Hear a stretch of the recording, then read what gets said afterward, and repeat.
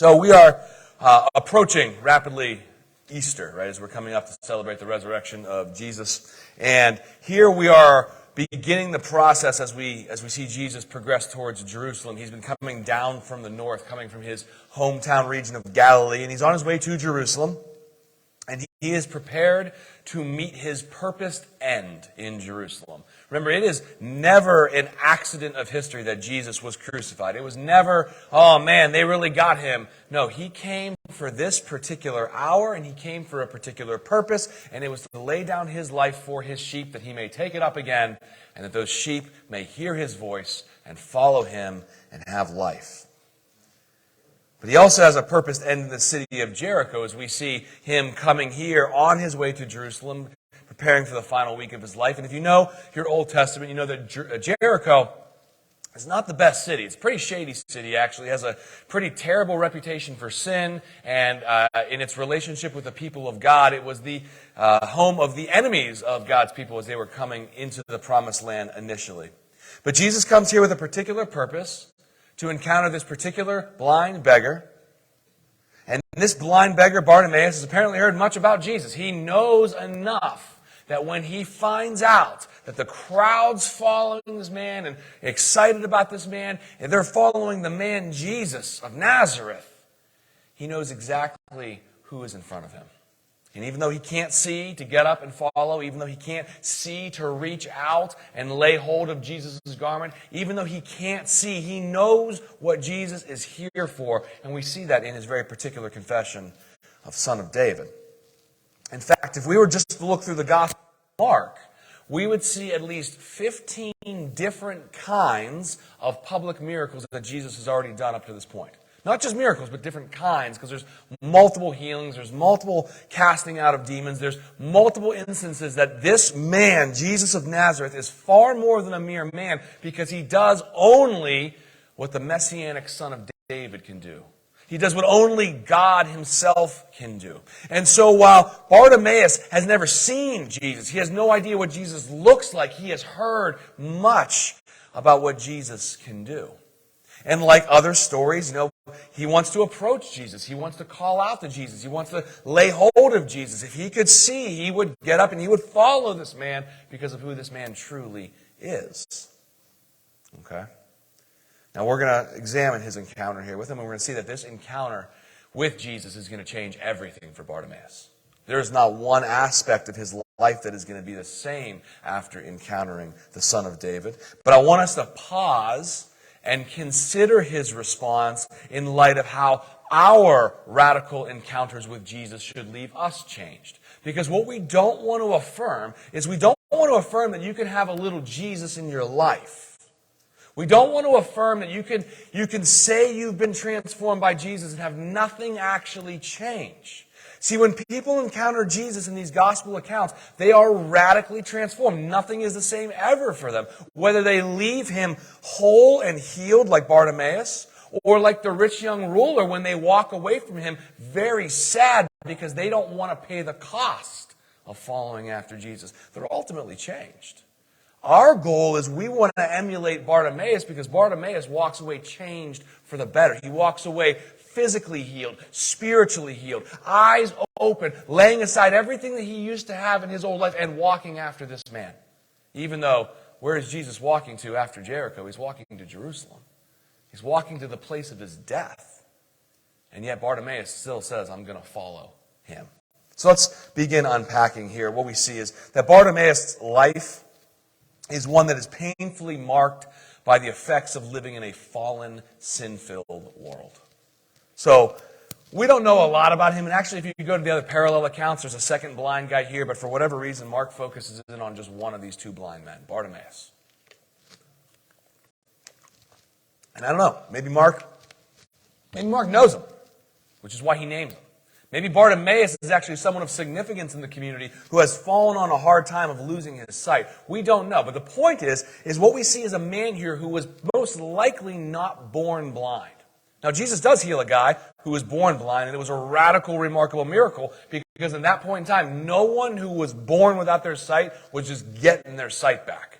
It's plausible that if you lost your sight, maybe you could recover your sight somehow. Okay? But what we see here is when Bartimaeus says to him in response to, what do you want me to do for you? I want to recover my sight. This is a man who was once able to see.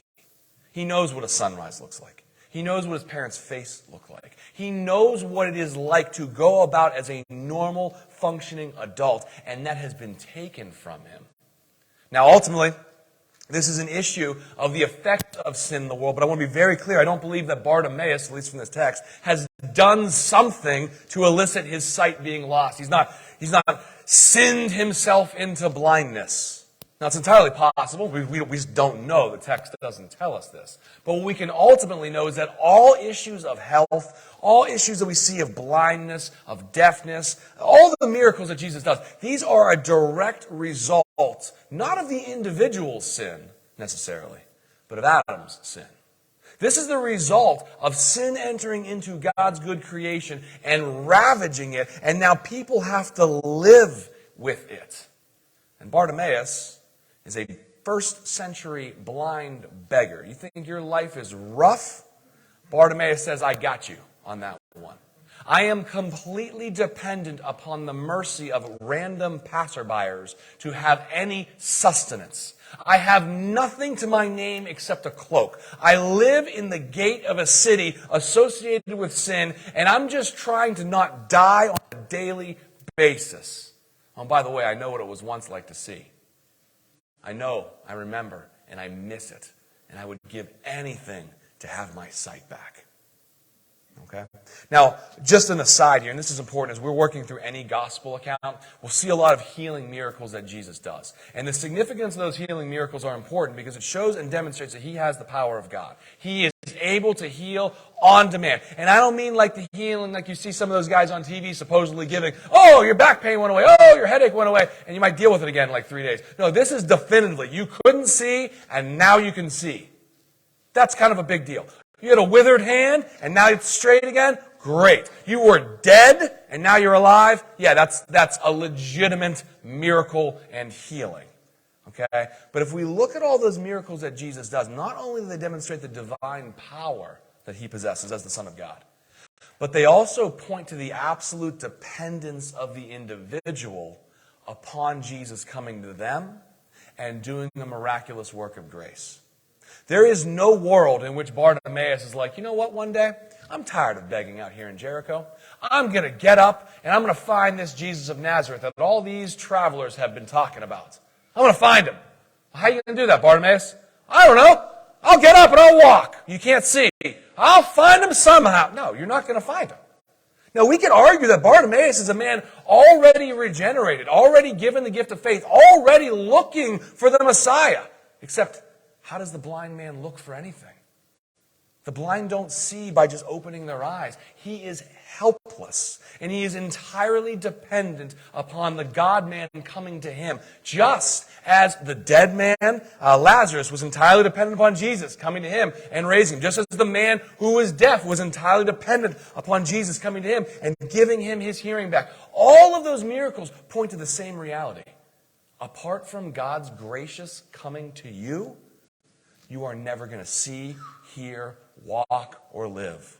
And more importantly for all of us, because you're like, well, I don't have to worry about seeing, hearing, and walking and living. I'm a perfectly functioning normal adult. Good for you. You are still never going to see God for all he is worth unless God in the flesh comes to you, unless Jesus Christ comes to you and opens your dead eyes, opens your dead ears, opens and raises to life your dead spiritual heart. What we're seeing here is God's sovereign grace on display.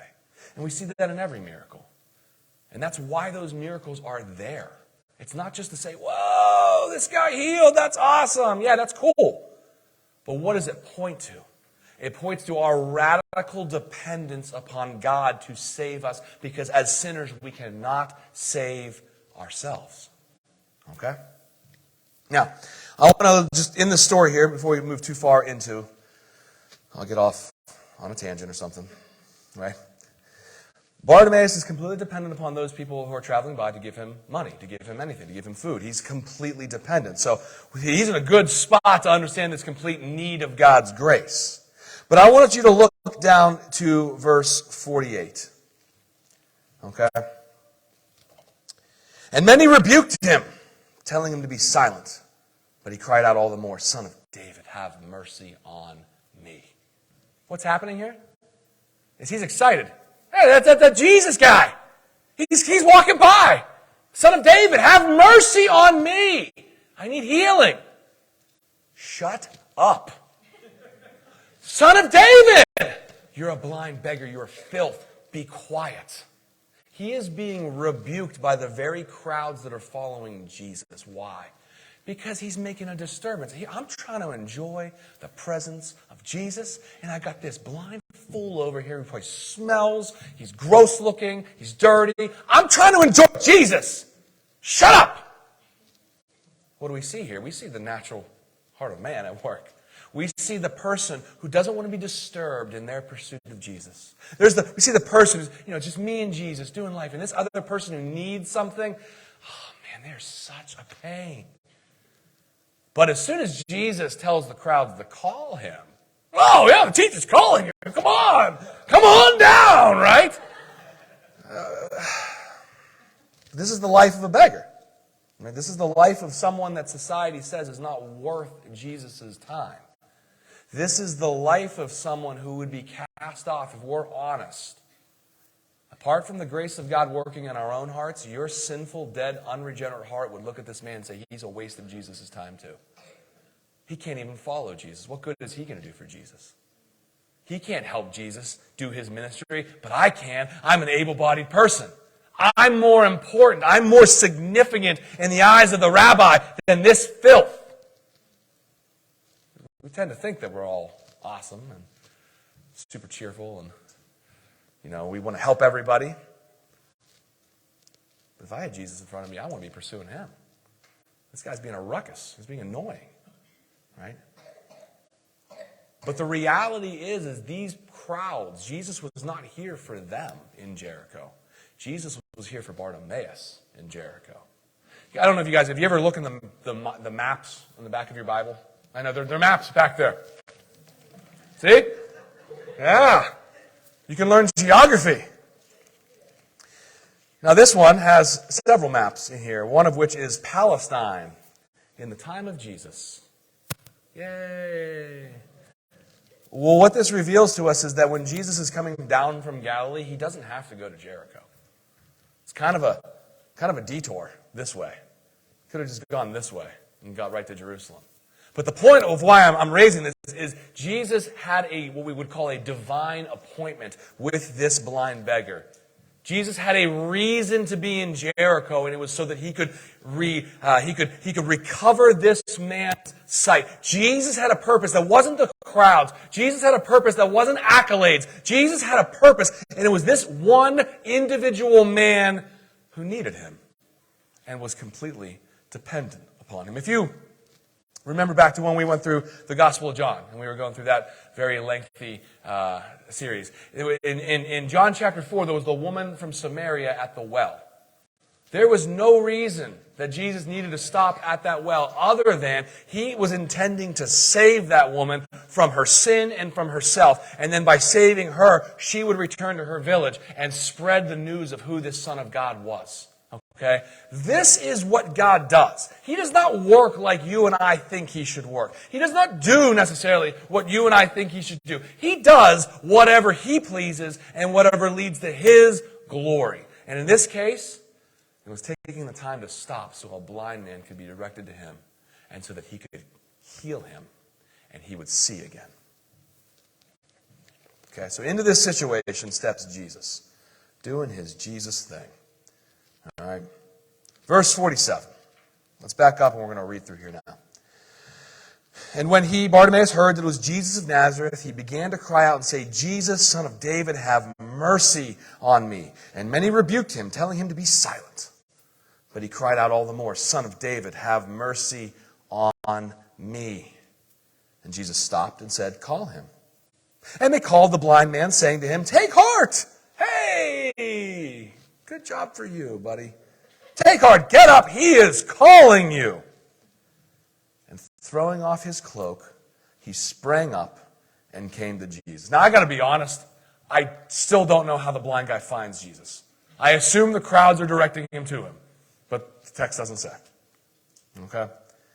Throwing off his cloak, he sprang up and came to Jesus, and Jesus said to him, "What do you want me to do for you?" Let me think about that for a second. You know, this guy can raise dead people. He can multiply fish and loaves. He can walk on water. He can calm storms. He can heal the deaf. He can heal the lame. What do you want me to do for you? You got the golden tickets. What do you want? I just want to see again. I miss being able to see. And the blind man said to him, "Rabbi, let me recover my sight." And Jesus said to him, "Go your way. Your faith has made you well." And immediately he recovered his sight and followed him on the way. So despite the crowds telling him to shut up, despite the fact that he can't get to Jesus on his own, despite all this, he continues to cry out and call out because he knows that this man is the son of David. And we're going to unpack that in just a second, what that means. But I need you to look at one thing. And this is going to require us to look back earlier in the chapter. Jesus approaches him and says, "What do you want me to do for you?" Jesus has already asked that question once in this chapter. And if we look back to verses 35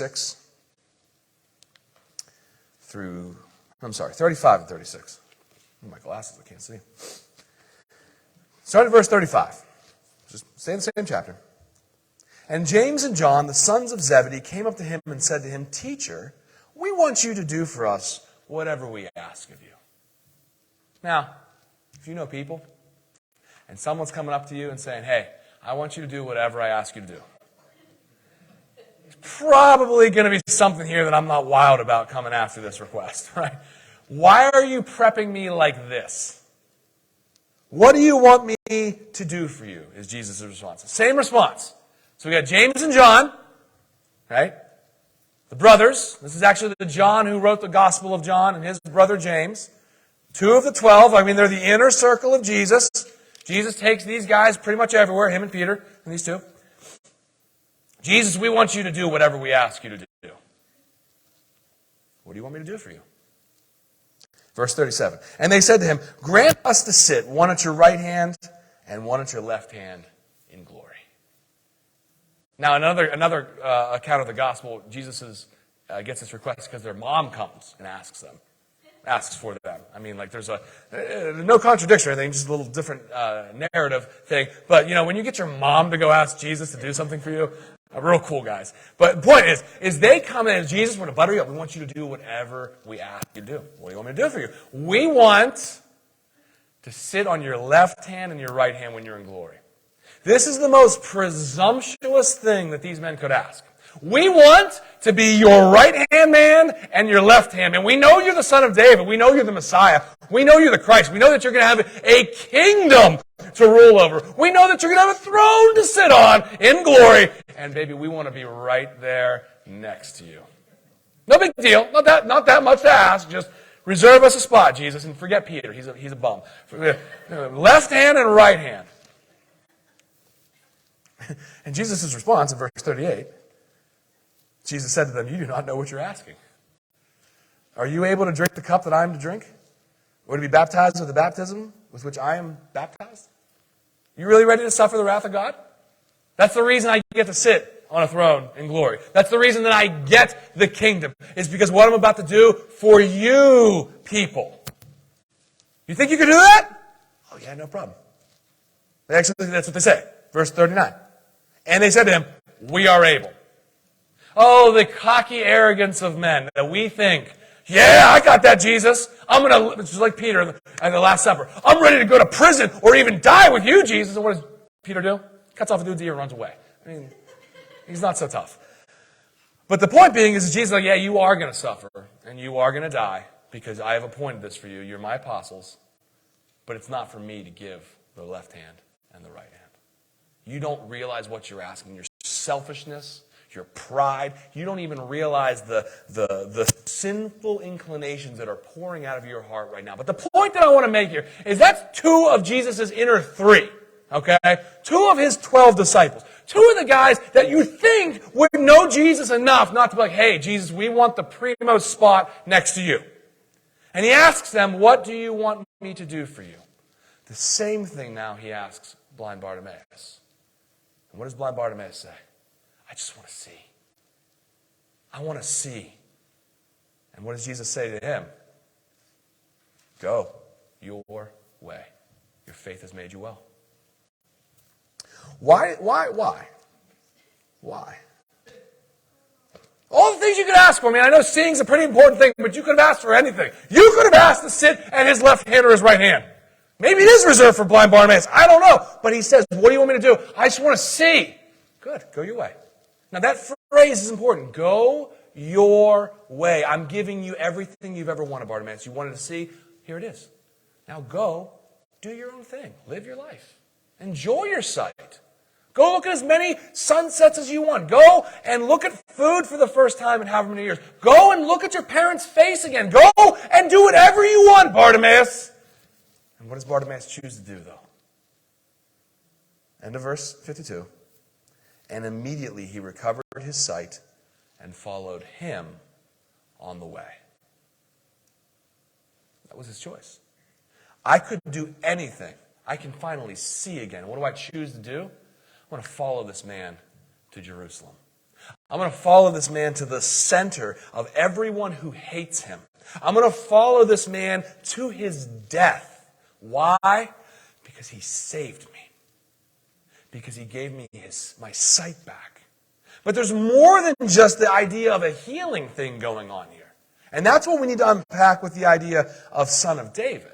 Because in the space of 9 words in the English and 5 words in the original Greek, Bartimaeus is transformed. Not just his physical sight, but his physical sight, his spiritual sight, his literal standing before God. And Jesus commends this man's faith. He says, your faith has made you well. And this is not like, whoa, look at Bartimaeus. His faith's amazing. Faith is a gift of God in the first place. So,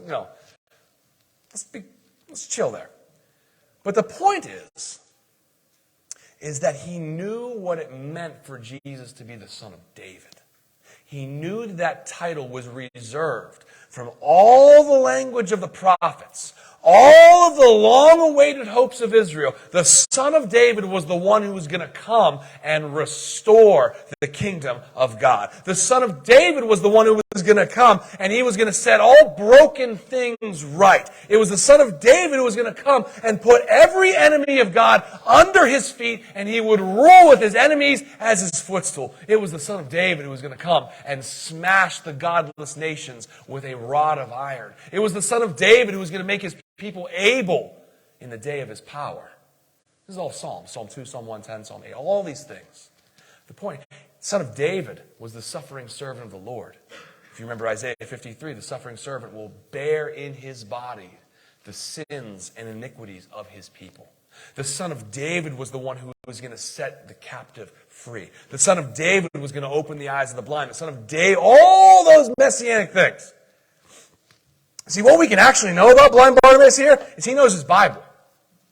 Because when he hears about the deaf hearing, and the blind seeing, and the lame walking, and the dead rising, and the poor having the gospel preached, and this is the same thing that John the Baptist is like, oh, man, is Jesus really the one? Okay, time out, story time. John the Baptist, right, the last prophet of the Old Covenant that foretells the coming of Jesus, the coming of the one we've been waiting for, right? And John the Baptist goes into prison, and then he's starting to doubt. He's like, oh, is this really the guy? Because I'm here in prison, I'm going to die. Okay? And then he begins the question. So he sends some of his disciples to go, hey, Jesus, are you really the one? I told everyone that you're the Lamb of God who takes away the sin of the world. I told everyone that you're the guy, and here I am still in prison, and I'm still kind of suffering, and I'm really I could use some encouragement, Jesus. Are you really the Son of David? And Jesus sends a very simple message back to John. He quotes from the prophet Isaiah. He says, the blind see, the deaf hear, the lame walk. And he leaves off the whole section about the captives are freed from prison, which is kind of a little bit of a, stand tough, John. You're not getting out of prison, bro. But you will enter into glory. And you will be part of the Messiah's kingdom. And you will live with me forever because I am He. Just trust me and stand firm. So Bartimaeus knows those same prophets. Bartimaeus knows this same information. And Bartimaeus has had the same confession that Peter made prior in Mark 8. Okay? So one thing that's very important is Jesus never publicly told people that he was the Messiah. Okay, never did. If we look back at Mark 8, 27 through 30, so I want you to turn there real quick. Mark 8, this is parallel to Matthew 16. This is when Peter confesses that Jesus is the Christ. So Mark 8, 27 through 30. Says this, "And Jesus went on with his disciples to the villages of Caesarea Philippi. And on the way he asked his disciples, 'Who do people say that I am?' And they told him, 'John the Baptist,' because he's dead at this point. Maybe John the Baptist came back. I don't know. Others say, 'Elijah,' and others, 'one of the prophets.' And he asked them, 'But who do you say that I am?'" That's the single most important question that we can ask ourselves or ask anyone else. Who do you say Jesus of Nazareth is? Peter answered him, "You are the Christ." Okay? That's Christ, meaning the title of anointed one or Messiah. This is the fulfillment of all the Old Testament has pointed to with regards to the kingdom of God and the promises of God coming to pass. But Jesus responds like this in verse 30. "And he strictly charged them to tell no one about him." Okay? Now, in Matthew 16, he tells Peter, "Good confession, Peter. Good job. Flesh and blood has not revealed this to you, but this is from heaven." So what we're talking about here is to rightly confess who Jesus is not something that we are able to do in and of our natural selves. This is something that God must bring to us. He must illuminate us by the Holy Spirit. We must be brought to this knowledge by God, by His revelation, by His Word, and then we can, yes, rightly profess who Jesus is. But it's not because you were smart enough to figure out who Jesus is. It's not because you saw enough miracles that you figure out who Jesus is. This is a work of God's grace to bring understanding so that you can now trust and rest in Him. And He tells people, don't say anything about it. Why? Isn't that like why you're here, Jesus? You want people to know who you are? Not until He dies. And that's the thing that we have to wrestle with in some of the Gospels. It's like, I don't get it, Jesus. If you're trying to get people to just follow you, you're pretty terrible at it. Like, you tell people not to say anything about you. You tell the crowds really hard sayings. You get rid of all the people following you. You're bad at church growth. But that's the point. Why is Jesus trying to do this way? It's because He has a particular purpose. His job is to come as the one rejected by the people of Israel, that He may die as the suffering servant. This is all according to plan. Okay? But the point that I want to make with this connection is that just as Peter did not have this revelation of Jesus being the Christ revealed to him by other people, and he wasn't telling anyone, and the rest of the disciples weren't telling anyone, how does Bartimaeus have this right confession, "Son of David, have mercy on me"? Jesus isn't telling people he's the Son of David, because God revealed this to Bartimaeus. Because God in His sovereign grace looked upon a wretched, wrecked sinner, just like He does with you and I, and He has mercy on him first. And then as a result of this gracious work of God coming to the sinner and rescuing us, then Bartimaeus can rightly cry out, "Son of David, have mercy." That statement alone means that Bartimaeus recognizes that anything he asks Jesus is undeserved. What does it mean to have mercy? It means for me, if I cry out for mercy, it means I don't deserve this, but I'm asking anyway. If you throw yourself upon the mercy of the courts, what are you saying? I know I'm guilty, but please have mercy. Bartimaeus knows that he doesn't deserve to have that question asked to him, "What do you want me to do for you?" Compare that to the disciples. "Hey, Jesus, we want you to do whatever we ask of you because we're your guys." And this beggar's like, "I don't deserve anything from you, Son of David, but please have mercy on me. I want to see." Okay? So where's the gospel in this story, though? Great story of healing. Well, the gospel is only implied in this passage, and it's very subtle. And it's along these lines of Bartimaeus recognizing that Jesus coming to him is only a mercy. It's undeserved. It's implied and it's subtle because it all hinges upon, do we know what that confession of Son of David means? Okay? For us, we tend to not know our Old Testament well enough to know that that title means that this man, this son of David, is the fulfillment of all of God's promises. Promises that began in the garden when God told Eve, your seed, your child will crush the head of the serpent. And he will fulfill everything. He will be the promised son of Abraham. He will be the promised son of David. He will rule and he will reign. He will heal his people. He will bring restoration. He will bring redemption. All of this hinges upon God bringing this son of David.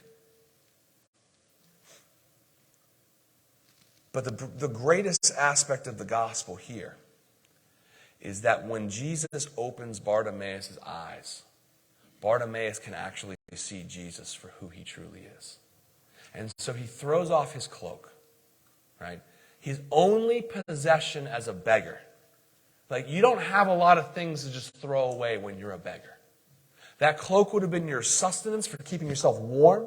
It would have been protection. It would have been at least something that you can say, I don't have anything, but I got a cloak. He throws it away, and he follows him. You could go anywhere, Bartimaeus. You could go see the coast. You could go hang out in Jericho. You could do whatever you want. What does he do? I'm going to follow you, Jesus. And this is where I want to bring this back to us. If we are to grow, I should say it this way, if we are to grow in our obedience to Jesus, in our discipleship, in our love for Christ, we too have to see Jesus for who he truly is. Jesus is not a means to an end. Jesus is not a way to get things that you want in life. Jesus is not the, be-all, end-all of like, I'm just going to get my life back together. I'm going to have a little Jesus here. I don't want to get too religious. I don't want to be a fanatic or anything. But I'm going to be a good person now that I got some Jesus here. That's not what Jesus is about. Like I said before, Jesus is about a radical transformation.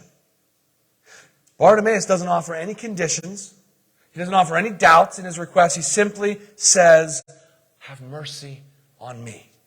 He asks because he expects Jesus to be able to extend this mercy. He recognizes that you as the son of David are able. You're about restoration. You're about healing. You're about bringing all of these promises to pass. I know you're able. I know you desire because I've heard of everything you've done. He has a knowledge base about Jesus. And this is a really important thing. Because if my only understanding of Jesus is it's part of my life, it's part of my religious life, I do a little Christian thing here and there, but I don't actually know about Jesus, I can't say that I love Jesus. There's a famous saying, I don't know who originated, but you cannot love that which you do not know. Tell me about the Jesus that you know. Okay? This is all evangelism is, by the way. If you're like, oh man, I could never share my faith. I could never go out there and witness to anyone. I don't know what to say. What did Jesus do for you? Okay? And if you're like, I don't know, he died, right? I mean, he's God. That's a good start. Because even the demons say that Jesus is God, and they tremble at that, so we're getting the demon level faith. That's a good start. What did Jesus do for you? What did he do in your life? How did he change you? How did he rescue you? I don't know. Well, then I have to ask, as a pastor, have you truly been changed by Jesus? Have you experienced that transformation? Have you experienced being set free from the dominion of sin? Do I have to have all the right answers? No, you don't have all the right answers, but you should probably know at least one thing that he did for you. If you're going to say that I'm a Christian, that I follow Jesus. Okay, great. Why? Why are you following him? Why not follow Muhammad? Why not follow the Buddha? What's the fundamental differences there? I'm pretty confident that we would be able to articulate those fundamental differences. But just in case you can't, Muhammad's a man who died. The Buddha is a man who died. Neither of those two men claimed to be God in the flesh. Jesus, who claimed to be God in the flesh, he did die. But he also rose again, and his tomb is empty. Now the question comes down to, why did he do that? Because I'm laying down my life for my sheep. And my sheep hear my voice, and they know me, and they follow me, and I will never lose one of them. That's a whole different kind of story than Buddha saying, deny everything in your life, deny all your desires, lay aside all your passions and wants, and you will escape the endless cycle of rebirth. It's also a heck of a lot different than Muhammad saying you must follow the 5 pillars of Islam, and if you have done enough good by the time you die, you will not have to suffer hell. Those are 2 completely different things than Jesus coming and saying, I have laid down my life for my sheep, and I call them out, and they follow me. Because what am I doing over here? I'm following him, but I didn't do anything to earn it, and I didn't do anything to keep it. It is all of God's grace. Over here, you better really, really, really hope that you did enough good. You better really, really, really hope that you meant it when you suppressed all of the desires that you have in your life for material things. Because you don't get another chance. Over here with Jesus, all I trust in the fact that he has done everything. And he gives it to his people as a gift of grace. Just like he gives to Bartimaeus his sight as a gift of grace. Last thing. We'll wrap it here. This sound, biblically informed expectation, the sound, biblically informed faith that Bartimaeus has leads to the most reasonable response of all, to leave everything behind and to follow after the one who has transformed and rescued him. If you've been joining us in our Romans study, we've been going through Romans 12 for several weeks now. We got through 8 verses, though. I mean, that was pretty impressive, if I do say so myself. I'm proud of you guys. Anyway, in verse 2 of Romans 12, it talks about how that offering ourselves as a living sacrifice is our reasonable. It's verse 1. Is our reasonable worship. And the idea being there is that the word reasonable in there is actually the word logic in Greek. It's the logical response. That if Jesus has given his whole self for me, it is logical and rational and reasonable for me to give my whole self unto him, to offer my whole self as a living sacrifice. Now, what does that look like practically? How do you take this story and apply this right now to your life? Simply ask, are you following Jesus like blind Bartimaeus? Are you holding on to conditions saying, Jesus, when you do this in my life, I will follow you. When you fix this in my life, I will follow you. But I'm not ready to follow you until you prove yourself to be able or prove yourself to be worth following. Now, we may never phrase it like that, but that's deep down what we do sometimes. I'll give everything. He's shown that he's worth everything. And I got to lay out there, he already did. When he went to Jerusalem and he died a death of crucifixion to have your sin, believer, placed upon his body, and he suffered the wrath of God, that cup of baptism, and he died, and then he rose again. That's all that we should need to know. Because then he holds forth a forgiveness that allows me, by God's grace alone, to walk as a free person. There's nothing else that he's going to do that is going to be worth it in your life. You might say, well, I need him to do a miracle in my life before I can follow him with everything I have. He already has. He died in the place of sinners by grace. I need him to set me free from whatever I'm dealing with, and then I'll follow him. No. Throw that cloak away and follow after him, because he is worthy of your pursuit. We might look at this story and say, yeah, but he didn't have anything else going on in his life. He was a blind beggar. I have a job. I have a family. How am I supposed to put my whole self on there? I might be in school. All these things. I got stuff going on. He's just waiting for people to give him money. Well, here's the thing. He followed him where he was. Okay? He didn't wait for the perfect stars to align and all this stuff happens, and now my life is perfect. It's like having a kid. When we first had our son, I was like, man, I don't think I'm ready to have a kid. So you're holding this child and you're like, I don't know what to do. It's a baby. I don't know what to do with babies. And then I remember someone wise, I can't remember who it was, but someone told me, you're never ready to have a kid. Like, well, that's terrible news, because then what am I going to do? What I don't do is I don't say, you know what, I'll wait. I'm going to set baby Elliot down here. I'll wait till I'm ready, and then I'll pick him back up. No. You just go. And so when Jesus calls his sheep, the sheep don't say, I'll wait till I'm ready. I'll wait till my life's there. No, you just go. His sheep hear his voice and follow him. Where is God calling you to follow him? Where is God calling you to lay aside these things and follow after Christ more and more? I don't know, because I'm not you. I don't know what's going on in your life. But what I can tell you is that Jesus is worth you following. Wholeheartedly, unashamedly.